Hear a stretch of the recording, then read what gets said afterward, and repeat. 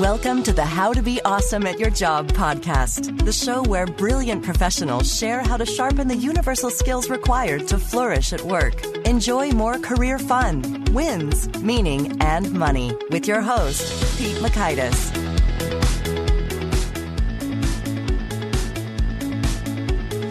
All right. Well, I think we're going to have some real fun with this guest, and it is someone whose voice you might recognize. It's ABC's news anchor, Dan Harris, and he's recently discovered a little something that can improve your ability to get control over your own head and perform even better in a number of situations. So you're going to learn, one, Dan's wild story of how he came to discover meditation and its benefits, which includes a panic attack on national television. Two, the key question to rein in suboptimal brain ruminations. And three, the meditation dose required to see substantial benefits. So if you want to check out the show notes, the transcripts, links to items mentioned, you'll find that over at awesomeatyourjob.com/ep44. Here's a bit about Dan. Dan Harris is the author of the #1 New York Times bestseller, 10% Happier, the co-creator of the 10% Happier meditation for fidgety skeptics app, and the host of the podcast 10% Happier with Dan Harris. He is also co-anchor for ABC News' Nightline and for the weekend edition of Good Morning America. He has been at ABC News for 15 years, receiving Murrow and Emmy awards for his reporting. Prior to joining ABC, he was in local news in Boston and Maine. He grew up outside of Boston and currently lives with his wife, Bianca, and son, Alexander, in New York City. Here's Dan. Dan, thanks so much for joining us here on the How to Be Awesome at Your Job podcast. Thanks for having me. Well, I am so excited to dig in a little bit and hear some of your wisdom associated with what you've discovered along the way of writing your book, 10% Happier. But to start off, I'd love it if maybe you could walk us through perhaps the 5 to 10 minute version of the adventure, the story that you lay out in the book. Sure. A panic attack on national television back in 2004 on ABC News on a show called Good Morning America that we do, a little show. And I was in the middle of reading the news headlines. That morning I was filling in as the guy who comes on at the top of each hour and gives the headlines. And I just froze up. My lungs froze up. My heart started racing. My mind was racing, my mouth dried up, my palms were sweating. I couldn't breathe. I had to quit right in the middle and toss it back to the main anchors of the show. And so that's embarrassing, but actually more embarrassing was the backstory, which was that I had spent a lot of time in war zones as a ambitious young reporter after 9/11 and really didn't think about the psychological consequences to that. And then came home and I got depressed and didn't even really know I was depressed until later, and then made a very dumb decision, which is I self-medicated with recreational drugs, including cocaine. And so after the panic attack, I went to a doctor who pointed out that it was my drug use that had, artificially raised the level of adrenaline in my brain and primed me to have this panic attack. So that was what I would call a case study in spiraling mindless behavior. And several years later, that kind of put me on a weird and windy path that ultimately led me to finding meditation, which I always thought meditation was for freaks and hippies and people who live in a yurt and are really into aromatherapy or whatever. But when I found out about the scientific research, there's been an explosion of scientific research that shows that meditation can lower your blood pressure, boost your immune system, literally rewire key parts of your brain. I decided to give it a shot. And, really what it does, despite its bad reputation, it's like, I like to say that it's been on the receiving end of the worst marketing campaign for anything ever. But meditation, really what it does is change your relationship with the voice in your head. We all have a voice in our head. And I'm not talking about schizophrenia or hearing voices. I'm talking about your inner narrator, the voice that chases you out of bed in the morning and has you yammering and is yammering at you all day long. And, you're just constantly thinking about the past or thinking about the future to the detriment of whatever's happening right now. You're wanting stuff or not wanting stuff or judging people or judging yourself or comparing yourself to other people. It's this blah, blah, blah all day long. And when you're unaware of this nonstop conversation, it yanks you around. This is why you eat when you're not hungry or lose your temper at strategically unwise moments or check your email in the middle of a conversation with your kid. And that idea was just very compelling to me because the voice in my head is exactly what had, created that panic attack. It's why I had gone off to war zones without thinking about it and gotten depressed and was insufficiently self-aware to know it, and then blindly self-medicated. And so I found it to be very useful, and not like in some mystical or magical way, but just in a really practical way of that.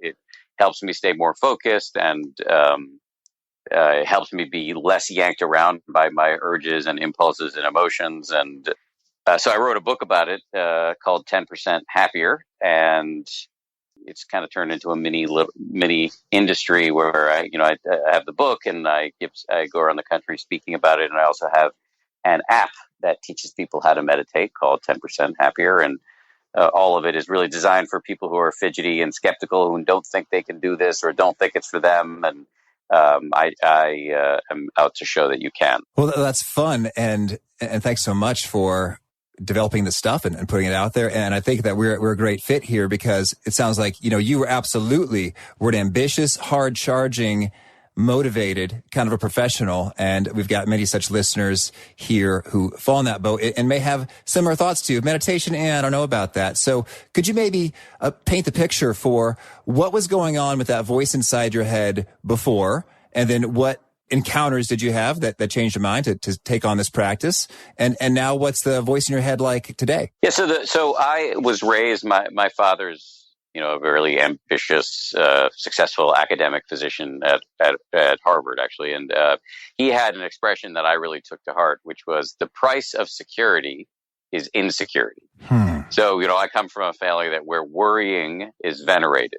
And that was my MO for a long time. And I arrived at ABC News at age 28, so 16 years ago. And I was very young to be doing this kind of work. And I was working with Peter Jennings, Diane Sawyer, and Barbara Walters. And I was basically a workaholic. I just threw myself into the job, and I had this constant anxiety loop of like, how good was my last story? What's my next story going to be? Okay. Who's getting a story that I want? What's my relationship with the bosses right now? Blah, blah, blah, all the time. And so now I've been meditating for 7 years, and I still believe the price of security is insecurity. I still believe that if you're going to do anything great, which we all want to do, it's going to involve a certain amount of plotting and planning and worrying and stress. Mm-hmm. However, what the self-awareness that is generated through mindfulness meditation has allowed me to do 10% of the time is to draw the line between useless rumination and what I call constructive anguish. Constructive anguish. There's a turn of a phrase. We spend a lot of time. I think worrying is necessary, but I think that we waste a lot of energy worrying when we don't need to. And I'll just give you one little tip that was given to me by my meditation teacher, actually. He was in a talk one day, he was saying something about, how worrying is a waste of energy. And I was like, well, wait a minute. Let's just say, for example, I have the flight to miss, that I need to take to go home.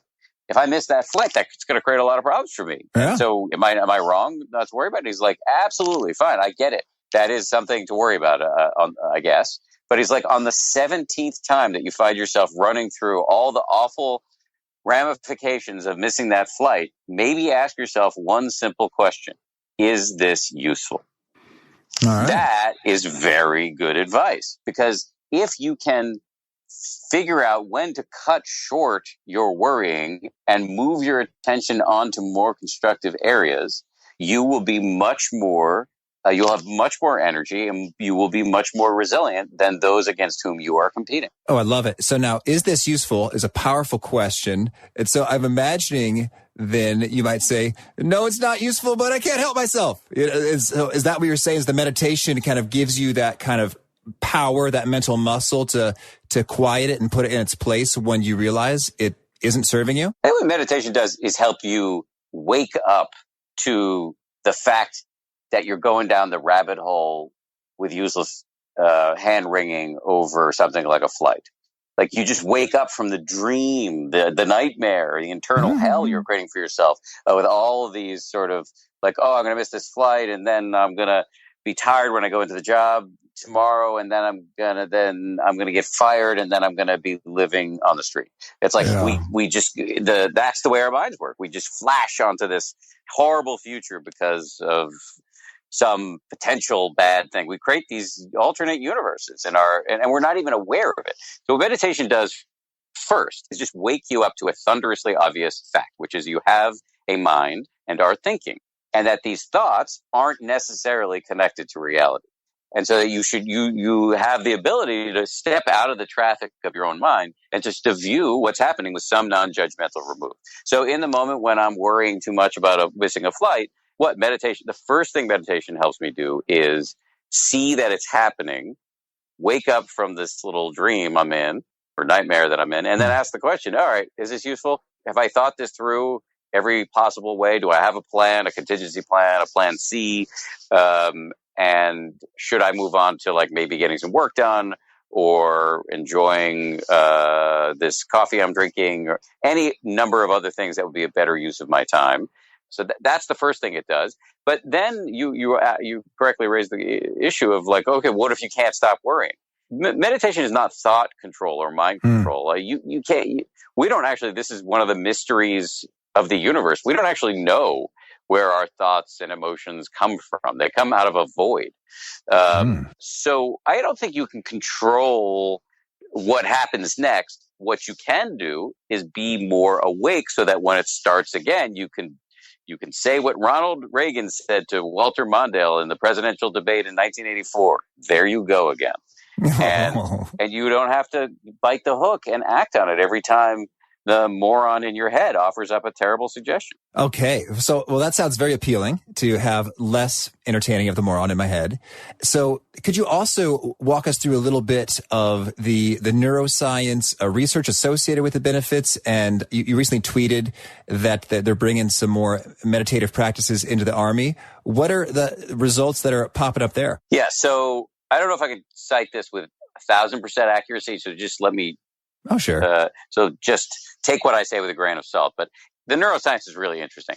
Before I go into it, because it's actually really interesting, I just want to give you one more caveat, which is that it's in its early stages. And so I think what we can safely say is that it strongly suggests some really tantalizing benefits. But, it's in danger at times of being overly hyped by people like me. So I just want to be clear. Okay, so having said that, it's actually really awesome. All so right. just as one example, in 2011 at Harvard, they took people who'd never meditated before, right, total civilians, and they scanned their brains. And then for 8 weeks, they had them do a little bit of meditation every day. And then at the end of the 8 weeks, they scanned their brains again. And what they found is that the areas of the brain associated with self-awareness and compassion, the gray matter literally grew. And in the area of the brain associated with stress, the gray matter literally shrank. That's good. So studies like this have resulted in meditation being adopted in some very strange places, like corporate headquarters of Google, Twitter, Aetna, Procter & Gamble, General Mills. A lot of entertainers are doing it. The lead singer of Weezer, Katy Perry, Lena Dunham, 50 Cent. As I like to point out, that dude got shot 9 times. I believe he deserves some peace of mind. It's also being done, embraced in a big way in the medical community, the legal community, the athletic community. Novak Djokovic, who just had a tough Wimbledon, but he's a big meditator. Seattle Seahawks, the Red Sox, lots of teams are really adopting mindfulness and meditation. And then finally, as you mentioned, the U.S. military, where I just did a podcast interview with a major general and a neuroscientist who are working together, and they've been studying what happens when you teach troops to meditate. And what they found is that their attentional capacity, their ability to focus on what's happening, even in situations of high stress, goes up. Now, that may just sound very technical, like, oh, well, so they're better able to focus on whatever they're doing. Okay, well, that's good. I guess we want our soldiers to be focused. But actually, your level of focus is associated with like lots of things, like your emotional reactivity and your overall resiliency and well-being. And so that's really important because we don't want troops who are popping off and firing at people in a sensitive insurgency situation.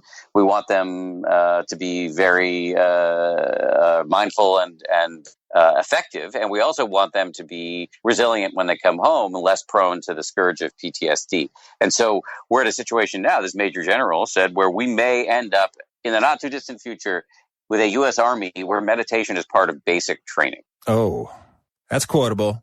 Boom. Exciting stuff. So can we maybe dig into the nuts and bolts a little bit here with the research there? What's kind of the effective dosage, and brass tacks, what are you doing when you're meditating? What exactly is that practice looking like? Let me start with the first.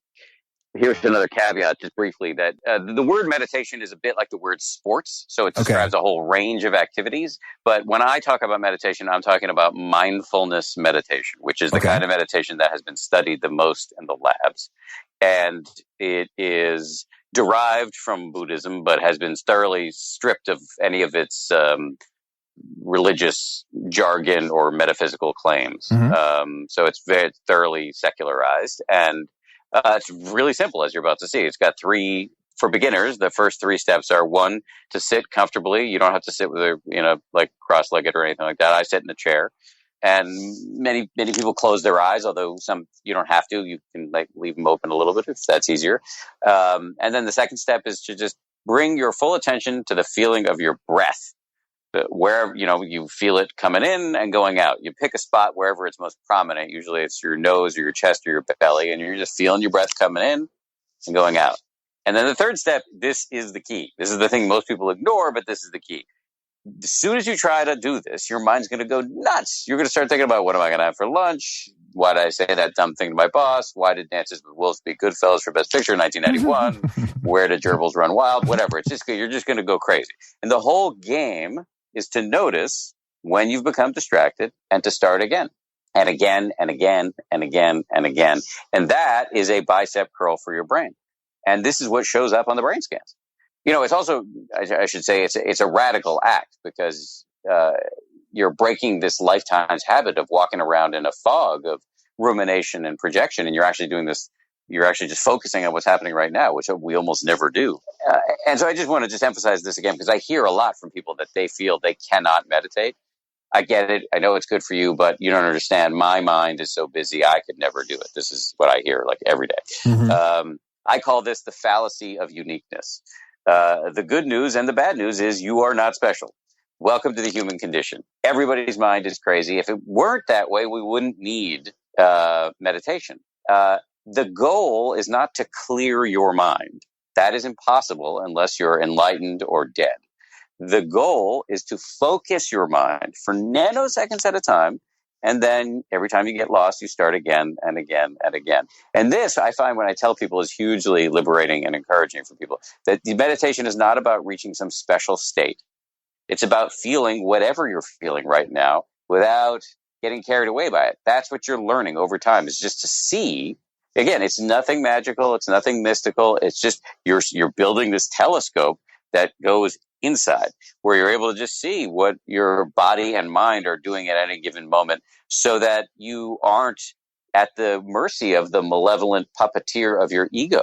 And instead, you're able to respond wisely to the things that are happening instead of reacting blindly. And that's exactly what I didn't do when I went off to war zones and got depressed about it. I reacted blindly to all this stuff, and it blew up in my face. And then responding wisely would have prevented the whole cycle. Okay. Well, so those are some great images there, building a telescope, and that gives you extra ability to see and observe. And so that sounds great. Those three steps are very easy and manageable. And just how much of practicing these three steps does the research suggest we need to do to really start seeing that gray matter increase or realizing those benefits? I was sitting with a neuroscientist yesterday who I asked this question to, and it's hard to answer, but there have been studies that have shown effects with as little as 8 minutes a day. Another neuroscientist I've consulted about this said that she believes, based on her results, this is the one who works with the Army, she believes that it's around 12 minutes a day. What I tell people is you should start with 5 to 10 minutes a day and then go from there. And I think that if you did 5 to 10 minutes a day of meditation, you would derive a lot of the aforementioned benefits. I mean, I think more is better, but we don't have time. Actually, this guy I was sitting with yesterday is really interesting. He's really his name is Dr. Richard Davidson, and he's a neuroscientist at the University of Wisconsin, and he's the pioneer, the first guy who really started peering into the brains of meditators. And one thing he does when he does studies now of people who've never meditated before is he asks, what is the most you could commit to doing, but you would do it every day? So is it 30 seconds? Is it 5 seconds? Is it 2 minutes? And then start from there. But that there's a real power to the dailiness of it, this daily collision with what I had said before, the moron in your head, that allows you to just resist when the voice in your head says, oh yeah, you should eat that 48th cookie, or you should say the thing that's going to ruin the next 2 days of your marriage or whatever. And that's where the rubber hits the road. That's the benefit here. So I think that kind of answers the question, I hope. Oh, yes. Well, so now I'm wondering a little bit about kind of pro tips in terms of, you got the 3 basic steps and the dosage there. Any thoughts in terms of time of day or meditation cushions or gear, or where do you come out on all those matters? I mean, look, you can get the gear, the cushions if you want. I'm not anti-cushions or whatever, but you don't need it. In terms of time of day, sometimes people are advised to do it first thing in the morning, but I'm worried about that. I actually think if you're not a morning person, don't do it in the morning. Do it wherever is maximally convenient for you, where you think you're going to be able to create an abiding habit, where it fits into your day most seamlessly. Habit creation is really tough. I'm learning a lot about that. I have this app now where we're helping people start meditating, and we have a coaching function. So we actually have real live human beings that you can text with anytime you want. And the thing we hear from our customers a lot is, just getting started is really hard. And so we think a lot about how to help people create an abiding habit. And so I would experiment with the time of day that works best for you. Another pro tip is that getting started should be cheap or free. I don't think you need to spend. This needs to be expensive. I don't think it should be stressful. Okay. So in terms of getting started, I would say there are a couple of options. One is, there are free mindfulness meditation instructions up on the web all over the place. Good ones. Two good places to go would be the website for UCLA. They have a place called the Mindful Awareness Research Center. So it's a bunch of scientists, and they have some very simple secular meditation instructions up there that I like. Also, there's a meditation teacher by the name of Sharon Salzberg, who's a really good friend of mine, and she has free meditation instructions up on her site. And then, there are a bunch of really good meditation apps, including 10% Happier. But we have a lot of friends who also have apps, and most of them, we have, and all of them have, free trials. So for us, for example, if you get 7 days free, and if you like us, you can get a subscription.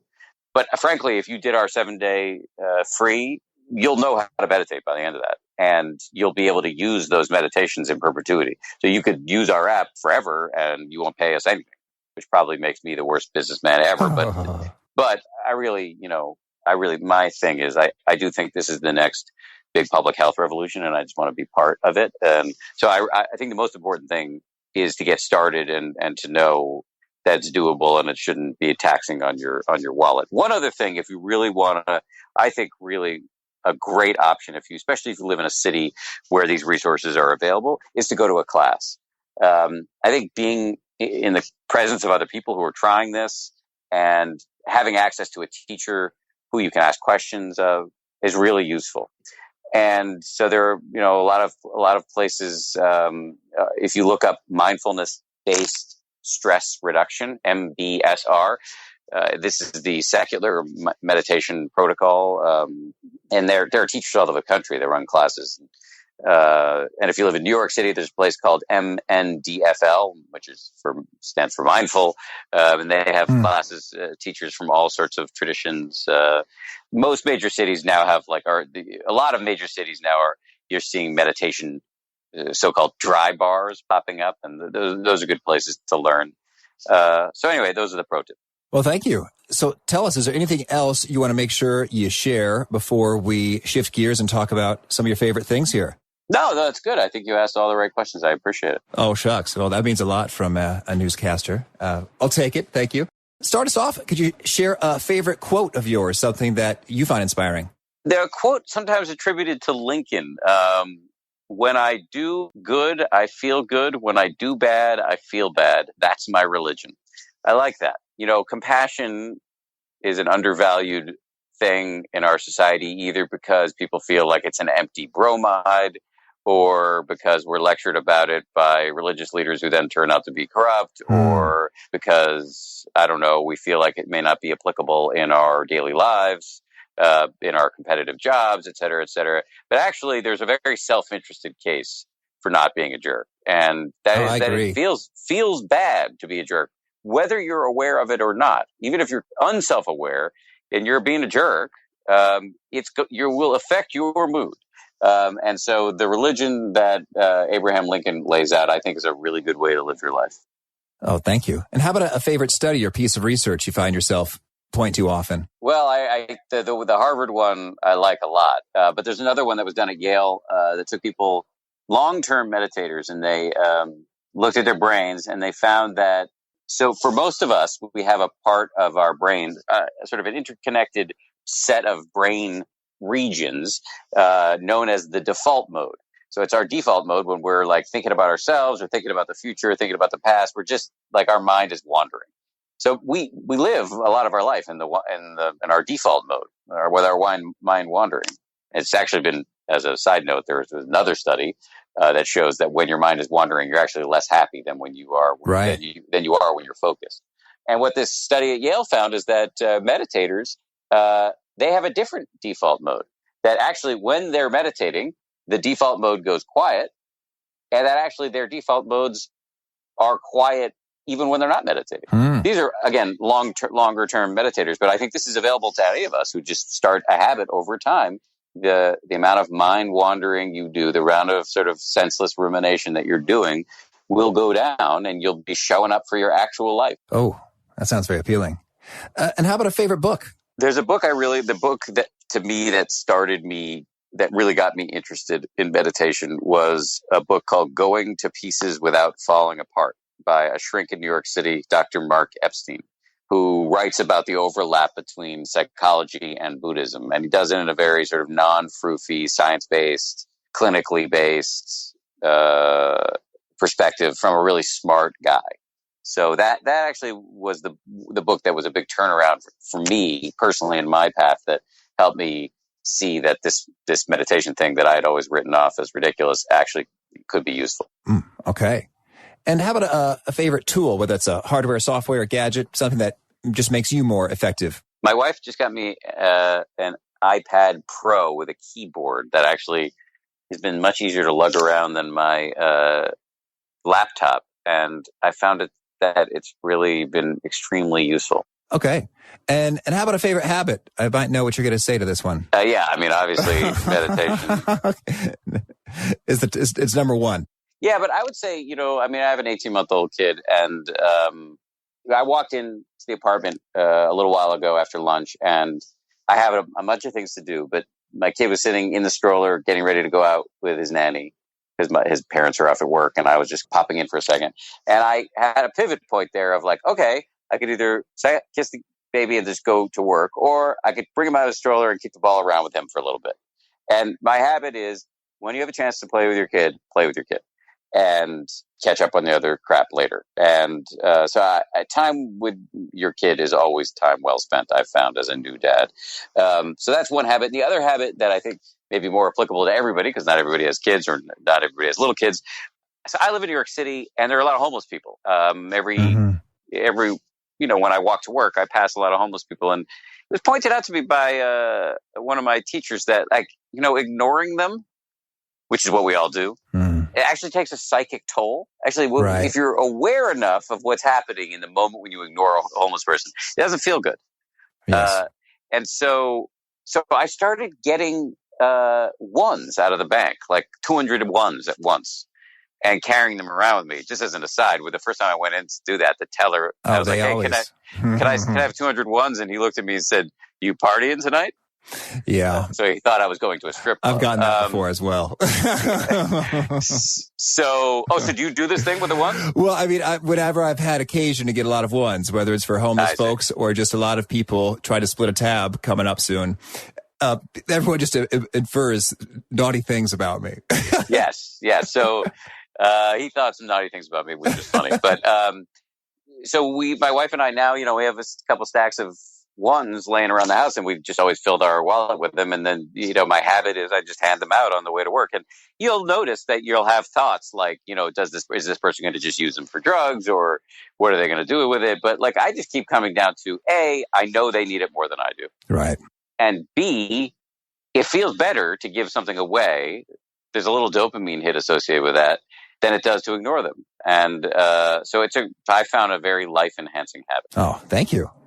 And how about a favorite nugget from your work that really seems to be resonating with folks, whether it's a quick quote or sentence that seems to get retweeted or Kindle book highlighted a lot? The thing that I say in the book that people seem to latch onto the most was actually not my idea, but and it was mentioned earlier in this conversation, which is that meditation gives you the ability to respond, not react, to respond wisely to things instead of reacting blindly. We're just yanked around. We're led around by our nose, by our internal narrator, by the voice in our head. And that means we're just popping off in response to things. We're very infrequently thoughtful about, anger comes up and we just act on it.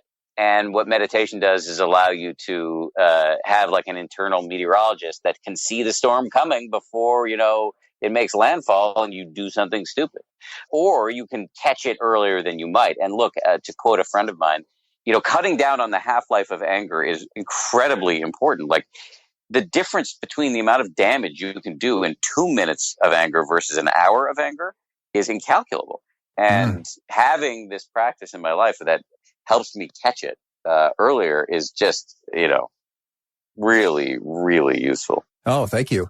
And what would be the best place you'd like to point people to if they want to learn more about this stuff and you? Well, yeah, I mean, it's a little self-promotional, but the app. Oh, no. Take it. The app is really a big focus of mine now. It's right now available on iTunes or in the App Store, or if you have an Android phone, you can get a version through 10percenthappier.com. We'll get an Android version up soon. We're very young company and still working on lots of things. But so what we have up there is really in the prototype phase. But we're really excited about it, and I would love feedback. And anybody who wants to tell me anything, you can hit me on Twitter at Dan B. Harris, and just I actually read all those comments. Oh, thank you. And do you have a favorite challenge or parting thought, call to action for those seeking to be more awesome at their jobs? Look, on the meditation thing, what I would say is challenge yourself to just a week.